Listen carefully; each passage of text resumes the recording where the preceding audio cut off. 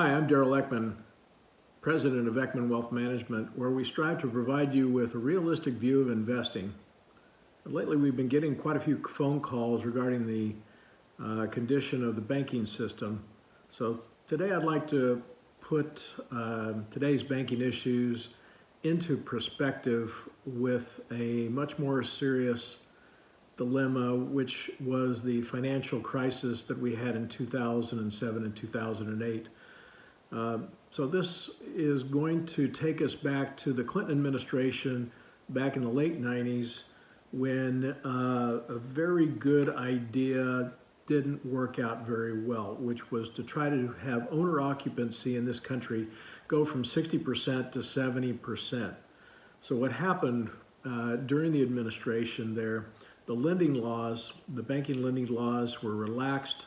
Home buyers were applying for mortgages with what was called stated income on their applications, and loan officers, quite honestly, were not verifying the income.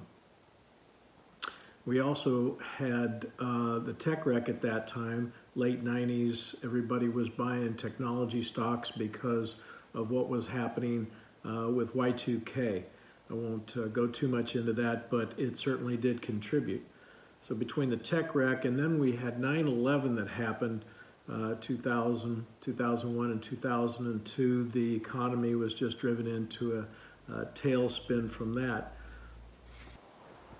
So what proceeded from there after the 9/11 attacks, we saw the economy really being very much in bad shape at that point in time. So we saw the federal funds rate, the Fed dropped from roughly 6.5% down, all the way down to 1%. And this was June of 2003. So in an effort to boost the economy up. So as a result, we had home prices had fallen and borrowers took advantage of these low rates. We even had subprime borrowers, those who have poor to no credit history, were able to realize that they were able to get into a house, and things seemed to be going along pretty well. We had the banks that would bundle these mortgage-backed securities. They called them collateralized debt obligations, CDOs. And they were being sold as safe investments to the financial markets, and then you also had subprime loans that were bundled also. So it was just one thing after another.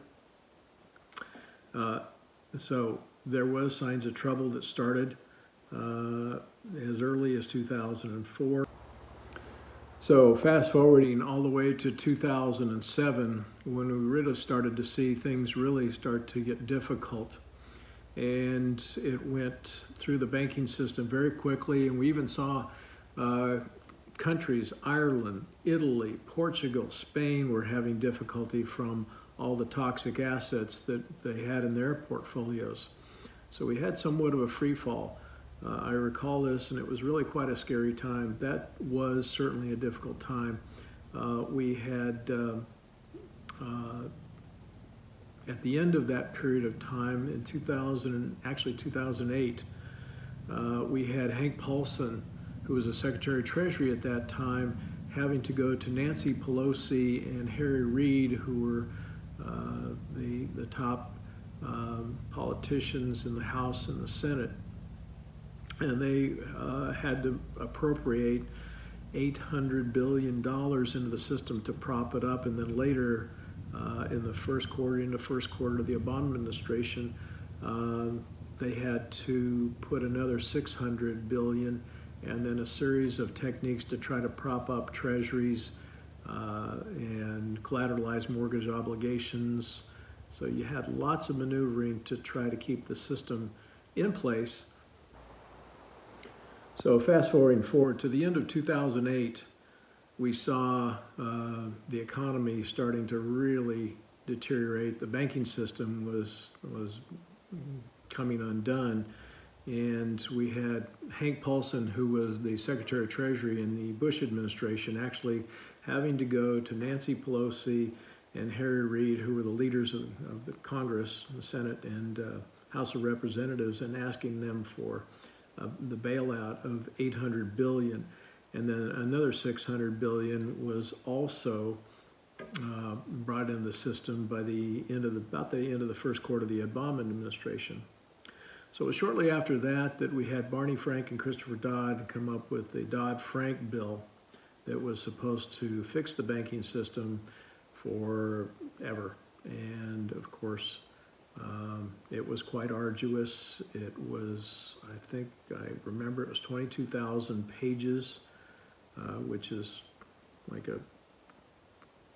it was very difficult for the bankers to try to digest, and a number of banks, especially the smaller ones and mid-size, who do a lot of lending in this country, they all did not pass what was called the asset test.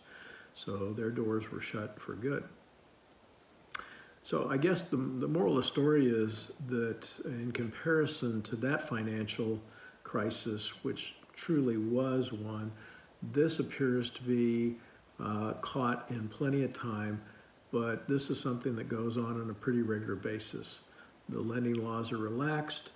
Bankers seem to figure out a way of getting around the lending laws, and next thing you know it, we have closings like we just are experiencing right now with Silicon Valley Bank. So I hope that kind of clears things up a little bit. Comparing the two, what we're going through right now appears to be really not that significant. But we'll be keeping an eye. We don't know everything yet, but thus far it seems like it's being dealt with and contained. So again, give us a call or text us or visit our website.